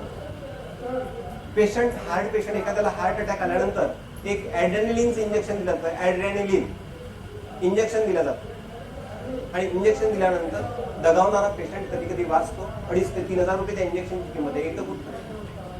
सोच काय? It's a plant derived. Plant पासून ते काढलं जातं. पण प्लांट मध्ये जे मिनरल्स आले ते कुठून आले? सॉइल मध्ये. आणि सॉइल जर मिनरलनी भरपूर नसेल, परिपूर्ण नसेल, तर सॉइलची हेल्थ चांगली नाही आणि त्याच्यामुळे मग आपली हेल्थ. दखलपात्र गुणधर्म कोणते की ज्यामुळे पिकाच्या उत्पादनात फार मोठा फरक आहे? आपण पीक घेणार कुठलं, डॉक्टर गोळ्या लिहून देताना आजार झाला कुठला आणि त्या आजारावर नियंत्रण कसं करायचं, तर नेमकी ती गोळी जर तुम्हाला लिहून दिली तर प्रकृतीमध्ये फरक पडेल. नाहीतर परत 2 दिवसांनी डॉक्टरकडे जायची गरज पडेल. डॉक्टर साहेब औषधांनी काही फरक पडला नाही. बरोबर आहे? डॉक्टर परत औषध बदलवून देतो आणि मग नेमकी ती मात्रा लागू पडतो की जे मिनरल आपल्या शरीरामध्ये नाही, जे खनिज आपल्या शरीरामध्ये नाही, ज्या उणिवा आपल्या शरीरामध्ये आहेत, त्यावर नेमकं औषध डॉक्टरांनी दिलं की मग आपल्या प्रकृतीमध्ये फरक पडतो. तोपर्यंत आपल्या प्रकृतीमध्ये फरक पडत नाही. तर सॉइल मधले दखलपात्र गुणधर्म कोणते की ज्याची दखल घेतल्या जाते? आरोग्याचे निर्देशांक काय आहेत? कशामुळे आपण जमिनीचं आरोग्य मोजू शकतो? सगळ्यात मोठा निर्देशांक, जमिनीमध्ये काही जर नसलं आणि दरवर्षी किंवा दर 2 वर्षांनी किंवा दर 3 वर्षांनी 25 ते 30 गाड्या जर तुम्हाला शेणखत चांगलं कुजलेलं, तुमच्या मनामध्ये एक शंका येईल. शंकेचं निरसन मी बोलता बोलता करत जातो. कुजलेलं शेणखत म्हटलंय मी. ज्या वर्षी आपण शेणखत टाकतो शेतामध्ये, त्या वर्षी अनेक शेतकऱ्यांची ओरड राहते की शेणखत टाकले की कचरा उगवतो. बरोबर आहे की चूक आहे? बरोबर आहे ना? आता तुम्ही टाकलं शेणखतनं, कचरा का बरं उगवला? का बरं उगवला? कारण तुम्ही शेणखत टाकलंच नाही, तुम्ही टाकला कचराच.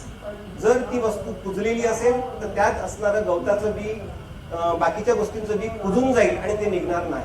ते कुजलेलंच नसतं मुळामध्ये आणि म्हणून शेणखत टाकल्यानंतर बाकीचं गवत उगतं. तर कुजलेलं शेणखत, खत त्यालाच म्हणायचं जे कुजलेलं आहे, अन्यथा ते शेणखत नाही. तुम्ही टाकला कचरा आणि उगवलाही कचराच. समजलं का? थोडीशी काळजी लागते त्याला, थोडीशी. आता विज्ञानाने इतकी प्रगती केली, विज्ञानाच्या प्रगतीमध्ये तुम्ही आपला परिधान बदलवला. आपले वडील एखाद्या वेळेस धोतर घालत असतील, बरोबर आहे? आता आपण शर्ट पॅन्टवर आलो. मुलं एखाद्या वेळेस पुढे हाफ पॅन्ट घालून किंवा तो बरमुडा वगैरे घालून येतील. मुली जीनच्या पॅन्ट घालायला लागल्या. आपण त्याच्यामध्ये परिवर्तन केलं, परिधानामध्ये परिवर्तन केलं. लग्नाला वरायची जायची, ती बैलगाड्या मोजायची, किती आल्या होत्या, दमण्या मोजायची, रेंग्या मोजायची. आता कारा मोजल्या जातात, स्कूटर मोजल्या जातात. त्यात आपण परिवर्तन केलं, बरोबर आहे? पण ह्यात मात्र परिवर्तन केलेलं नाही. शेणखत घालायची छोटीशी गोष्ट आहे. स्वातंत्र्य मिळायला 65-66 वर्ष झाली, पण खत आपल्याला अजूनही कळलेलं नाही की खत टाकायचं म्हणजे नेमकं काय टाकायचं. आणि ओरडती सारखी की आम्ही शेणखत घातलं आणि पहिलं वर्ष निंदातच पैसे निघाले. खत जर कुजवायचं असेल तर साध्या साध्या प्रोसेस आहे. अनेक वक्त्यांनी सांगितले असेल तर आपण शेणखत घातलं नाही, आपण घातला कचरा म्हणून कचरा उगवला. अन्यथा खत जर घातलं असतं तर कचरा उगवला नसता. तो विषय आता घेत नाही. जमिनीची उत्पादकता, भौतिक, जैविक आणि रासायनिक प्रकारचे निर्देशांक आहेत. खूप घेत नाही. खूप घेतला तर मला 3-4 तास पूर्ण तुमचा पिरियड घ्यावा लागेल आणि वेळ समजा आणि तुम्ही ऐकायची मानसिकता ठेवणार नाही. एक उदाहरण सांगतो आणि पुढे जाऊ. सगळ्यात मोठा दागिना म्हणजे सेंद्रिय पदार्थ. मी म्हटलं सेंद्रिय पदार्थ जर जमिनीमध्ये असेल तर मग काही जरी जमिनीवर थोडासा अंगामध्ये रग जर असेल तर माणूस पुढे चालला जातो. त्या धमकीने चालला जातो, त्या सामर्थ्याने चालला जातो, त्या ऊर्जेने चालला जातो. आणि तशा प्रकारे सेंद्रिय जर जमिनीमध्ये असेल, सेंद्रिय खत, तर जमीन पुढे चालली जाईल. सेंद्रिय पदार्थ काय करतो? जमिनीची उत्पादकता वाढवतो. जमिनीची संरचना जी पाहिजे, जी आवश्यक आहे पिकाच्या दृष्टीने, पिकांच्या गरजेच्या दृष्टीने, पिकांच्या वाढीच्या दृष्टीने, मुळं जी वाढतात त्या आतमध्ये त्यांना पाणी पुरवायच्या दृष्टीने ती कशी आहे ती मेंटेन करतं. जमिनीची स्थिरता, आपल्यात जर समन्वय असेल, एखादा गाव एकी राहतं त्या गावामध्ये, दुसऱ्या गावाची वाकड्या दृष्टीने पाहायची त्याची हिंमत होत नाही, कारण समन्वय राहतो लोकांमध्ये. आपतात एकत्र बसतात, एकत्र मिटिंग घेतात, गावाच्या विकासाविषयी, गावात आलेल्या पाहुण्याविषयी एकमेकाकडे बोलावल्या जातं. तर ते समन्वय आहे.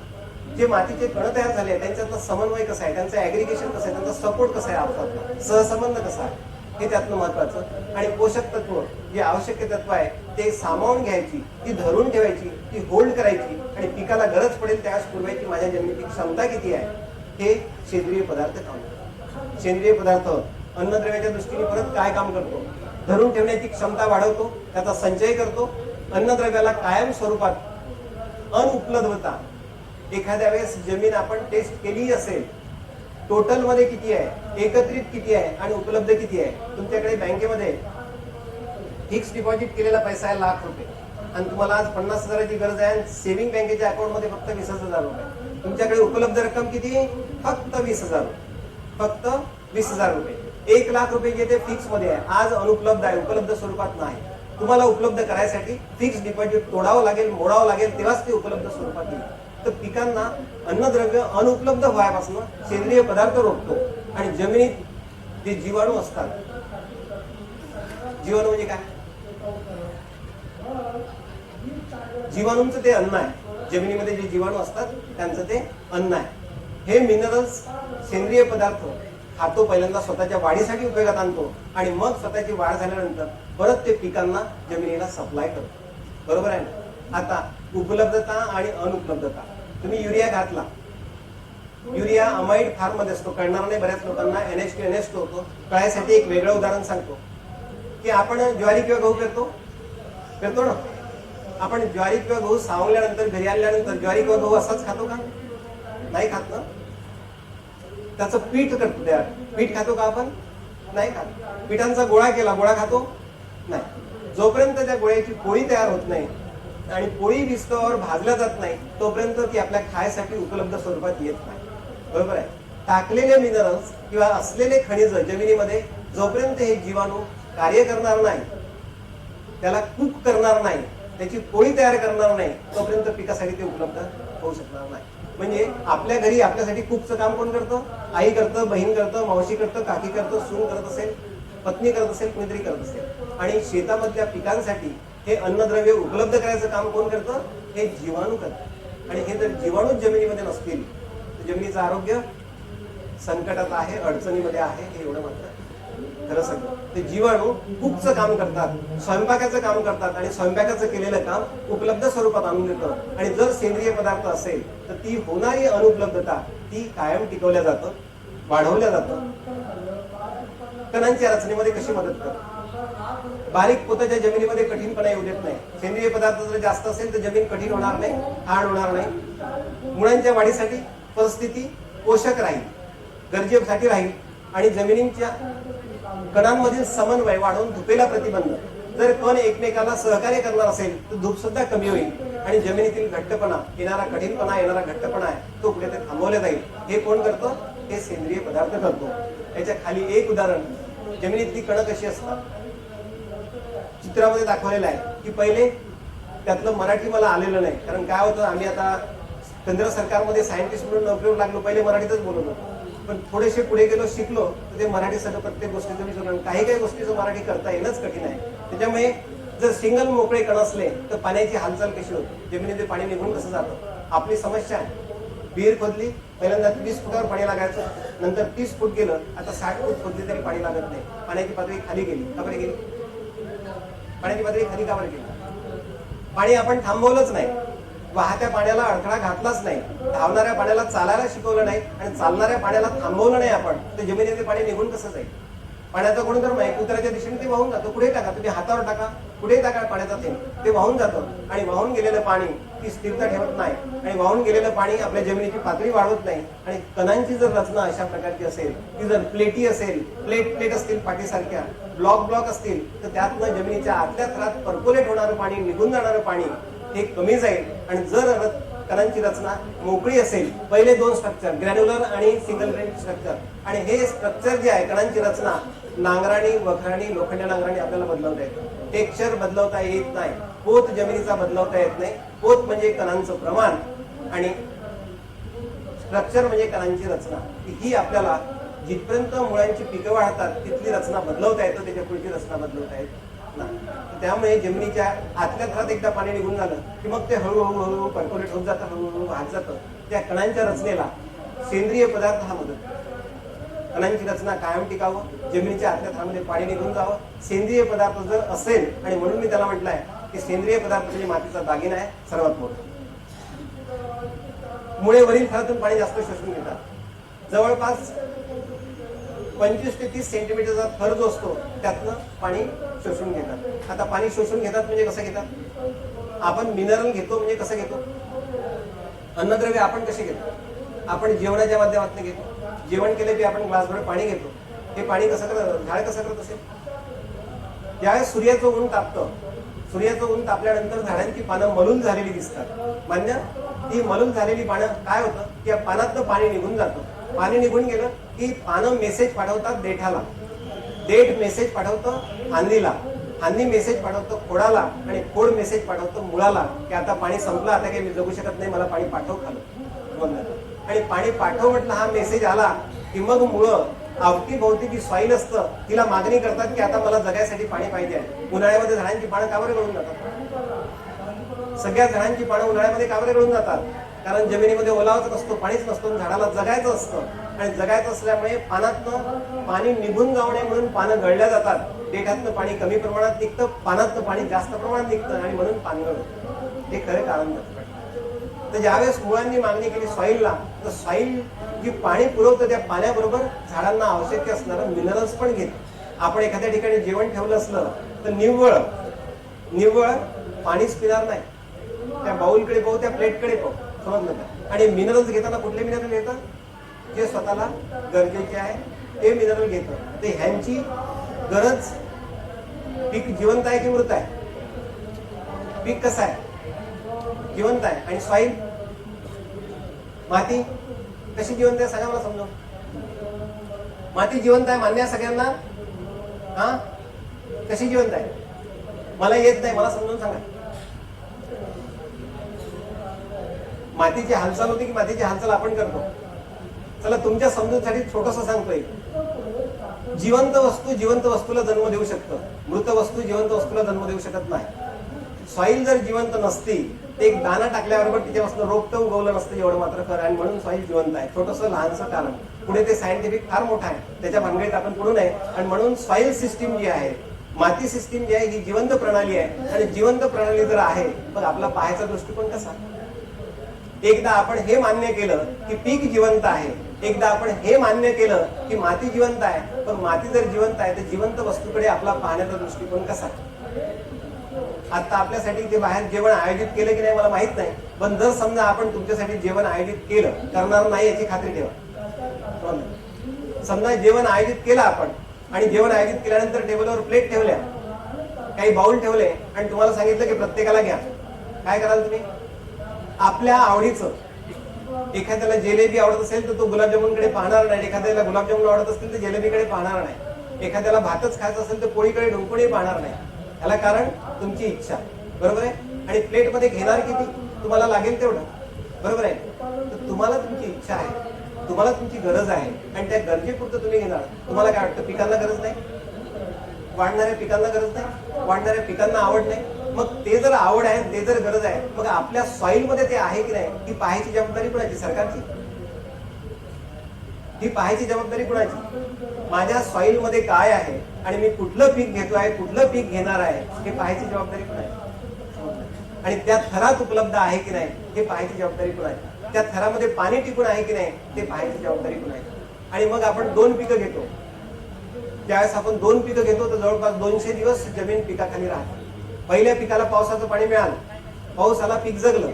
दुबार पीक घ्यायचा आपण प्रयत्न करतो. तो दुबार पीक घ्यायचा प्रयत्न करताना पुढचे 80 दिवस, पुढचे 90 दिवस माझ्या जमिनीमध्ये ओलावा कायम राहील की नाही? आणि ओलावा जर कायम राहील नाही, फुलं येण्याच्या वेळेस, घाट्या लागण्याच्या वेळेस, घाट्यांमध्ये दाणे निर्माण होण्याच्या वेळेस माझ्या जमिनीला पाण्याचा पुरवठा कोण करेल? मग माझ्या सॉइलची वॉटर होल्डिंग कॅपॅसिटी, पाणी धरून ठेवण्याची क्षमता किती, माझ्या सॉइलचा पीक वाढीचा काळ किती, ही तपासणी करायसाठी तुम्हाला विज्ञानाकडे, सायंटिस्टकडे, प्रयोगशाळेमध्ये जायची गरज नाही. मी तुम्हाला परत एकदा म्हणतो की तुमच्यासारखा मोठा विद्वान सायंटिस्ट या देशामध्ये कुणी, हे तुम्हाला तुमच्या अनुभवाने तुमच्या जमिनीकडे पाहून ठरवता येतं आणि त्या जमिनीचा तिच्या योग्यतेप्रमाणे उपयोग करून घेता येतो. फक्त काळ आणि वेळ तिच्याकडे बदललेल्या दृष्टिकोनी पाहा.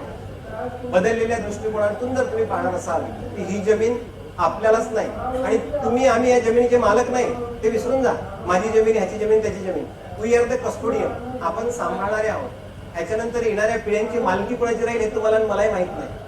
समजलं का? आपण आहो आज माझं माझं मग करत जाताना आपल्यासोबत काही जात नाही. दृष्टिकोन लक्षात घ्या. याच्यानंतर येणाऱ्या हजारो पिढ्या जगतील आणि सुरक्षित ठेवायचं आहे आपल्याला.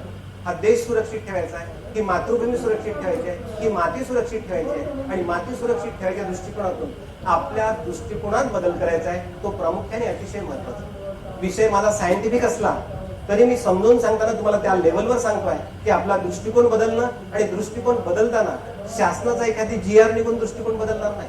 पटवाऱ्यांनी म्हटलं, ग्रामसेवकांनी म्हटलं म्हणून दृष्टिकोन बदलणार नाही. ती सामाजिक चळवळ, ती सामूहिक चळवळ व्हायला पाहिजे. ती चळवळ झाल्याशिवाय या देशामध्ये मातीचं परीक्षण आणि निरीक्षण करायचं प्रमाण किती? फक्त 2%. या देशातला शेतकरी मातीचं परीक्षण निरीक्षण किती करतो? फक्त 2%. का बरं? कारण तो दृष्टिकोनच अजून मनामध्ये रुजला नाही, रुजवला गेला नाही आणि आपणही त्याकडे पाहण्याचा दृष्टिकोन. मगाशी मी तुम्हाला सांगितलं की आई माझी कुठे आहे? वृद्धाश्रमामध्ये आहे. आणि ही आई कुठे आहे?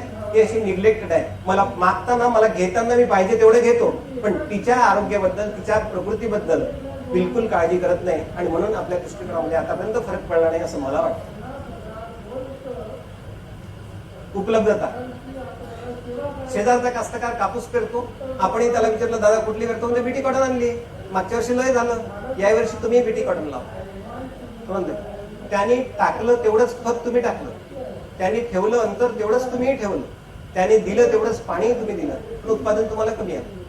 काय कारण असेल? शेजाऱ्याचं शेत लागून आहे, धुऱ्याला धुरा लागून आहे, त्याला मात्र 25 क्विंटल पिकलं, तुम्हाला 15 क्विंटल झालं. काय कारण असेल? हे कारण केव्हा कळेल? शेजारी चांगला तरतरीत आहे, एनर्जी आहे, रात्रीचे 7-8 वाजेपर्यंत बखर चालू, तुम्ही मात्र घरी झोपण आहे. काय कारण असेल? ही कारण ओळखायची. आपल्या जमिनीतल्या उणीवा काय, आपल्या जमिनीतल्या जाणीवा काय, हे जेव्हापर्यंत आपण ओळखत नाही तोपर्यंत शेजाऱ्याचा निर्णय आणि आपला निर्णय हा सुसंगत राहील याची खात्री बाळगता येत नाही. तो केव्हाही विसंगत असू शकतो. जमिनीचा उपयोग म्हणजे काय? माणसाच्या प्रत्येक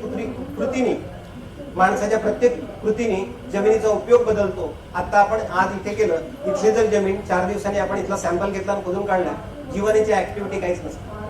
इतके लोक चाललो, इतके याला बुलडोझरने दाबलं, प्लेन केलं, लेव्हल केलं, सगळं जीवाणू राहिले असतील? तर जसा उपयोग बदलतो तसं पीक बदलतं, तसंच जमिनीचे गुणधर्म बदलतात. पीक बदललं, गुणधर्म बदलला. तुम्ही बाग घेतली, बागेतल्या जमिनीचे गुणधर्म वेगळं, तुम्ही पीक घेतलं, पिकेतल्या गुणधर्म, ऊसाचं घेतलं गुणधर्म वेगळे, कापसाचं घेतलं गुणधर्म वेगळे. तर प्रत्येक ऍक्टिव्हिटीमध्ये जमिनीतील जीवजंतू बदलतात, माती बदलतं, पृष्ठभागातील पाणी बदलतं आणि ह्या सगळ्या मिळून जमिनीचं जे हवामान तयार होतं ते सुद्धा बदलतं. म्हणजे उपयोग करणारा कोण, त्याच्यावरनं जमिनीमध्ये बदल कसे होतात हे ते डिसाईड. आणि त्याच्यामुळे शेजाऱ्याने घेतलेलं पीक त्याच प्रमाणामध्ये, तितक्याच इंटेन्सिटीने, तितक्याच वेगाने, तितकीच उत्पादकता, तितकीच पोटॅन्शियलिटी तुम्हाला मिळेल त्याची खात्री नाही. कारण आपली ऍक्टिव्हिटी जमिनीतले हे सगळे घटक बदलवतात. नियोजन. मग अशी मी नियोजनाविषयी बोललो की मुलगी पाहताना कुळ, काळ, जात, समाज, घर, श्रीमंती सगळं मोजलं जातं.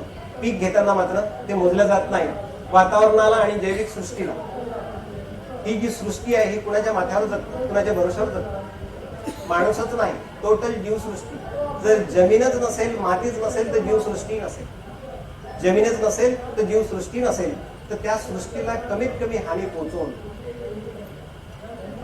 जमिनीच्या स्तोत्राचा सुव्यवस्थित समन्वय आणि जमिनीच्या योग्यतेप्रमाणे, योग्यता काय आहे, नोकरी कशी मिळतं, एखादी हुशार असेल त्याला मोठी पोस्ट मिळते, एखादी नसेल तर तो फायली उचलायचं काम करतो, ती योग्यतेप्रमाणे.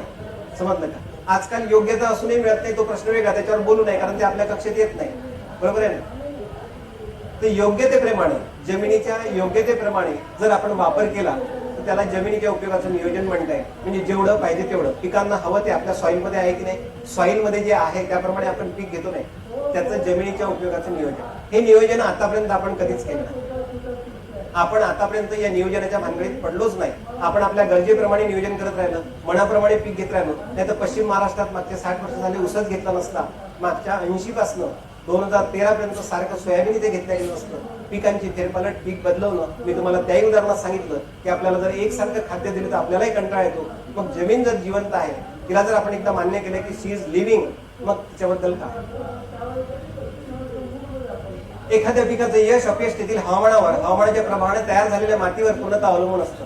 आणि म्हणून पिकासाठी जागेची निवड करताना, एखादं पीक घ्यायचं आहे तर त्या जागेची निवड करताना तुमच्या पीक कुणाला घ्यायचं आहे, तुम्हाला घ्यायचं आहे.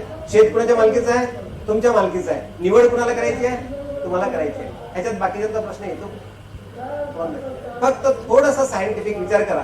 जमिनीचा पोत कसा आणि प्रत कशी, हातावर माती घ्या, जमिनीच्या कडे हाताला लावा असं, आणि एक 10 दिवस करा.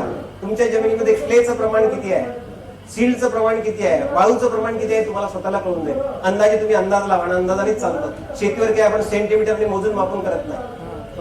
त्या अंदाजाने आपली जमीन कशी हे तुम्हाला ओळखता येतं. आणि मग जमिनीची एकंदरीत रचना कशी आहे, कणांची रचना कशी आहे, मातीचा प्रकार कसा आहे, खोली कशी आहे, आणि हवामानाचा अभ्यास करून इतर पिकांची लागवड कुठल्या केली जाऊ शकतं, कसे पिकं घेतले जाऊ शकतात, हे आपल्याला ठरवता येतं. आपल्याला ह्याच्यासाठी खूप वेळा प्रयोगशाळेत जायची आणि प्रयोगशाळेतनं तपासणी करून करायची गरज पडत नाही. आपल्या अनुभवाने ते आपल्याला करतो. आपण जर नियोजन केलं तर नियोजनाचे फायदे किती. जर आपण नियोजन केलं, मुलगी शोधताना चांगली सून मिळाली, काय फायदा त्याचा?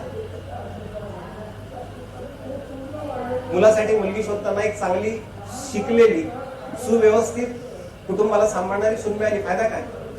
पुढचं आयुष्य चांगलं गेलं, बरोबर आहे की नाही? इथे जर जमीन जशी आहे, जमिनीमध्ये जे मिनरल्स आहेत, जमिनीमध्ये जे खनिज आहेत, त्याप्रमाणे जर पीक घेतलं तर तुम्हाला काय मिळेल? अधिक जास्त उत्पादन मिळेल, उच्च उत्पादकची हमी घेतल्या जाईल. आणि दुसरी गोष्ट, हे जर आपण केलं एकाला साजेसं, आजकाल मॅचिंगचा जमाना आहे, खालपासून वरपर्यंत मॅचिंग असतं, बरोबर आहे की नाही?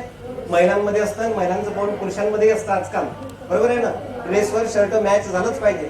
सॉईलच्या बाबतीत काय, ते मॅच कोण करेल? म्हणजे आपलं मॅच झालं पाहिजे, सॉईलचं नाही झालं तरी चालतं. जी जीवनाचा आधार आहे, असं करून कसं चालेल? तर तिच्यामध्ये काय येऊ शकतं, तर त्यामुळे तिच्या आरोग्यावर पण लक्ष ठेवू शकतायत, आरोग्य पण सुव्यवस्थित ठेवता येतं, आरोग्य पण चांगलं राखता येतं. आणि म्हणून पिकाचं नियोजन करताना आपली जमीन कशी, आपली माती कशी, आपलं शेत कसं, शेतीला उतार किती, हे सगळं घेणं, शेतीची खोली किती, हे सगळं लक्षात घेणं अत्यंत महत्वाचं. ह्याच्यावरून तुम्हाला लक्षात येईल, जमीन वेगवेगळी, वर्ष 6, घेतलेलं पीक सोयाबीन, आणि उत्पन्न किती आलं, कशामुळे आलं?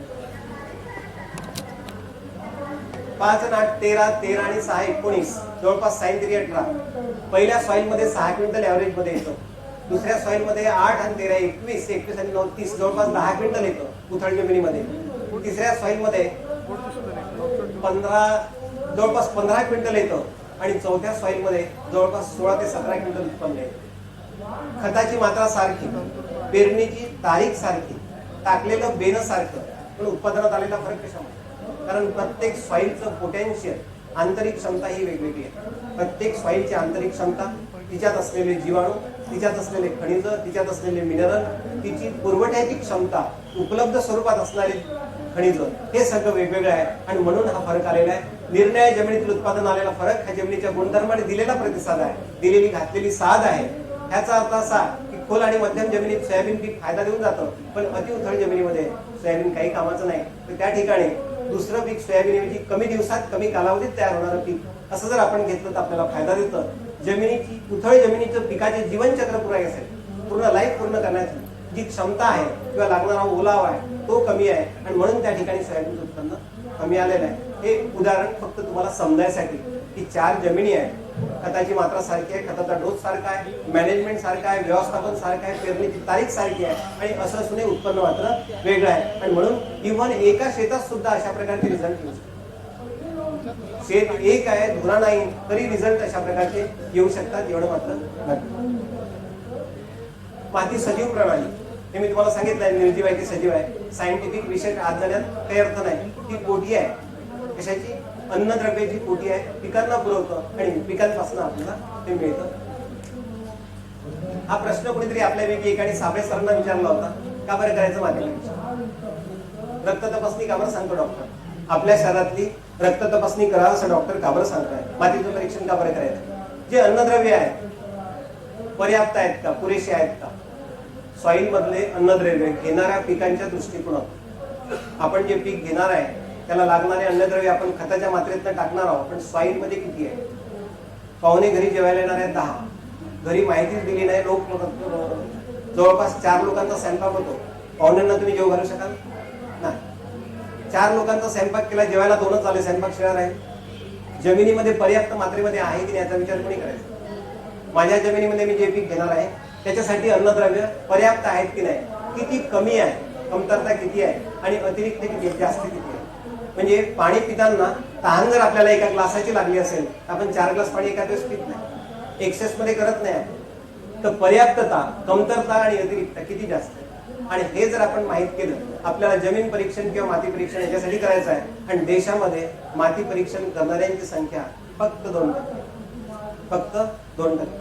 शासनाचं एक्सटेन्शन विंग जे आहे त्याचा प्रभाव माझ्या शेतकऱ्यांच्या डोक्यावर फक्त 17% आहे आणि मार्केटचा प्रभाव माझ्या शेतकऱ्यांच्या डोक्यावर 33% आहे. किती आहे? 33%. म्हणजे मार्केटने जे म्हटलं ते तुम्हाला खरं वाटतं, वास्तविकता आहे, रिझल्ट आहेत, शोधून काढलेले रिझल्ट आहेत. की एखाद्या दलाला एखाद्या दुकानदाराकडे गेल्यानंतर तो जर एखादी डबी तुमच्या समोर करतो तर पटकन विचारते पैसे का तुम्ही घेऊन घेता, विचार करत नाही, गरजही वाटत नाही. आणि त्यामुळे शासनाचं जे डिपार्टमेंट आहे त्यांनी केलेला प्रसार आणि त्याचा प्रसार, त्याचा तुमच्या डोक्यावर असलेला इम्पॅक्ट जो आहे तो फक्त 17% आहे. आणि मार्केटने केलेला इम्पॅक्ट जो आहे, त्याचा इम्पॅक्ट जो आहे, प्रसार जो आहे, त्याचा इम्पॅक्ट तुमच्या डोक्यावर 33% आहे. म्हणून तुम्ही ऐकायचं किती, कुणाचं ऐकायचं आणि कसं ऐकायचं त्याचा विचार तुम्हाला करायचा आहे. कारण जमीन तुमची, पीक तुमची, मालक तुम्ही. ऐश्वर्य वाढवायचं तुम्हाला आहे, श्रीमंत व्हायचं तुम्हाला आहे, कसं व्हायचं हे तुम्ही ठरवायचं. आणि मग ह्याच्यामुळे खताची परिणामकता वाढवता येतं आणि त्याचं उत्पादनात रूपांतर करता येतं. जमीन परीक्षण इतकं महत्वाचं आहे. आतापर्यंत एखाद्या व्यक्तीने रक्ताचा नमुना तपासला नाही, हात वर करा. त्याने कुणी आतापर्यंत आयुष्यात रक्त तपासलंच नाही, आपलं डॉक्टरकडे गेलेच नाही, प्रकृती बिघडलीच नाही, असं कुणी आहे का? सॉइलला, मातीला कुठल्या डॉक्टरांना तुम्ही आतापर्यंत दाखवलं? हात वर करा. दोन्हीकडे जर हात खाली आहे तर दोन्हीमध्ये, दोन्ही दृष्टिकोनातून आपण किती वेगळेपणा दाखवतो. आपली स्वतःची मात्र काळजी घ्यायसाठी आपण तत्पर आहोत, पण जी मदर अर्थ आहे, जिला मातृभूमी म्हणतो, जिला आई म्हणतो, तिची काळजी घ्यायसाठी आपण त्या प्रकारे तत्पर नाही. आपलं मारणाण कसं दिसतं? जंगल तोड केली, आपण वृक्ष तोडले, लावले किती? माझा एक कन्सेप्ट आहे, एखाद्या वेळेस वाईट म्हणून घेऊ नका, पण मी बोलताना सांगतो, माझ्याकडे एक फाईलचं अतिशय चांगलं म्युझियम आहे. आमचं ऑफिस अमरावती रोडला आहे, पता देईल मी शेवटी. म्युझियम मध्ये लोक माझ्याकडे येतात, ते म्युझियमचा चक्कर झाल्यानंतर ज्यावेळेस माझ्याशी बोलायला सुरुवात करतात तर त्यावेळेस मी त्यांना एक प्रश्न करतो की इथे झाडं झुडपं नाही आहे का? झाडं झुडपं नाही, बरोबर आहे ना? मुद्दा जो मांडतो थोडासा वेगळा आहे, मनाला बोचणारा, मला रुतणार आहे, परमिशन असेल तर मांडतोय, नाही तर सोडतोय. ज्यांनी आयुष्यात झाडं लावलेच नाही, एकही झाड लावलं नाही, ज्यांनी आयुष्यभर एकही झाड लावलं नाही आणि लावलेलं झाड जगवलं नाही, त्याला शेवटी लाकडं द्यायचे ते कशात? कुठून द्यायचे?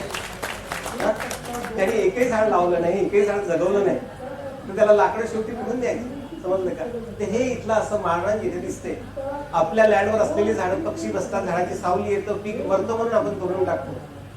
आणि बाकीची जी शासनाची जमीन असतं त्याच्यासाठी आणणारी लाकडं जळवून लाकडं म्हणून उपयोग करतो, पण झाडं लावेल कोणी? आता शतकोटी वृक्ष लागवडीचा उपक्रम शासनाने हाती घेतला, तो फॉरेस्टच्या आणि शासनाच्या मध्यस्थातनं आता शतकोटी कुठे मला दिसले नाहीत आणि मी त्याच्यावर काही कॉमेंट्स करू इच्छित नाही.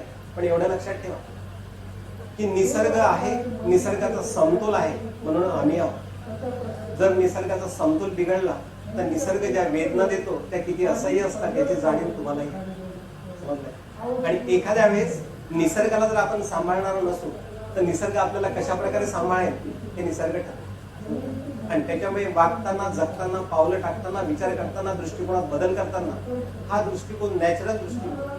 माणूस जर निसर्गाच्या सानिध्यात असेल तर तो आरोग्य संपन्न राहील. तो जर निसर्गाच्या सानिध्यात नसेल तर आरोग्य संपन्न राहणार नाही. आणि आरोग्य संपन्न माणूसच देशाची प्रगती करू शकतो, कुटुंबामध्ये गती आणू शकतो, स्वतःचा उत्कर्ष करू शकतो. अन्यथा जो आरोग्याने पीडित आहे, आरोग्याने आजारी आहे, तो माणूस ते ऍटमॉस्फिअर, ती सॉइल, ते पाणी गती प्रगती आणू शकत नाही. आणि त्याच्यामुळे विचार आपल्याला करायचा. आपल्याला इतर प्राण्यांच्या मनाने एक गोष्ट जास्त दिली आणि ती ही विचार करायची क्षमता. आणि विचार करून अंमलात आणायची क्षमता, विचार करून कृतीत आणायची क्षमता. आपल्या कृतीतनं जर ते घडलं नाही तर निसर्ग आहे. निसर्ग कशा प्रकारे हुलकावणी देतो, निसर्ग कशा प्रकारे आपल्याशी बदला घेतो हे तुम्हाला जास्त चांगलं माहिती आहे माझ्यापेक्षा. खूप जास्त बोलण्यात, जास्त सांगण्यात अर्थ नाही. गौतम बुद्ध काय म्हणतात? लॉर्ड बुद्धाचं स्लोगन आहे ते, without health life is not life, it is only a state of suffering and image of death. केव्हा म्हटलं असेल त्यांनी? 2500 वर्षापूर्वी. 2500 वर्षापूर्वी गौतम बुद्धांनी काय म्हटलं की आरोग्य जर नसेल तर त्या जगण्याला अर्थ नाही, ती मृत्यूशाही आहे. आरोग्य जर नसेल तर त्या जगण्याला अर्थ नाही, ती मृत्यूशाही आहे. मग ते आपलं असो की जमिनीचं असो, कुणाचंही असो. हे सगळ्यांना मान्य होईल? आई जर निरोगी असेल तर बाळ निरोगी राहील. आई जर निरोगी नसेल तर बाळ निरोगी राहणार नाही. आणि ही मदर अर्थ आहे माझी, ही जर निरोगी असेल तर आम्ही सगळे निरोगी राहू, अन्यथा आम्ही निरोगी राहू शकणार नाही. आणि म्हणून आरोग्याची काळजी ती आईची असो, मग ती आई कुठली असो, ही आई असो या ही आई असो, आपल्याला घेणं अत्यंत गरजेचं आहे. शेवटी आपली सगळ्यात मोठी प्रार्थना स्वयंआणी राहणं, स्वयंआणी जगणं, स्वयं ठेवणं. कुठल्याही समारंभात, कुठल्याही प्रसंगात, आयुष्यामध्ये जगताना. पण केव्हापर्यंत? Our greatest prayer is the patience, but how long? केव्हापर्यंत? The time is running out. वेळ हातात निघून जातो. We must act and take care of soil which is in our hand. आपण आपल्या मातीची, आपण आपल्या जमिनीची जर काळजी घेतली नाही तर वेळ केव्हाच संपून जाईल. आणि वेळ गेल्यानंतर आपण काहीही करू तरी काही होणार नाही. 2 दगडाच्या फटीमध्ये 4 मातीचे कण जर जमा झाले तर गवताचं रोपटं उगवतं. आणि जर दगडच असेल तर तिथे रोपटं उगवणार नाही. एक काळ असा येईल की फक्त जमीन राहील, सॉइल राहणार. ही जर आपण सुरक्षा प्रदान केली नाही, सांभाळलं नाही, सुरक्षितता बाळगली नाही, आपला पाहण्याचा दृष्टिकोन जर बदलला नाही तर फक्त जमीन राहील, माती राहणार नाही. आणि ज्यावेळेस माती राहणार नाही त्यावेळेस जीवसृष्टीचं काय होईल हे सांगणं कठीण आहे. इथे माझं लेक्चर संपलं. ह्याच्यानंतर तुमच्या मनात जर काही शंका असतील, प्रश्न असतील तर तुम्ही मला विचारू शकता. आपण शांतपणे ऐकून घेतलं. धन्यवाद.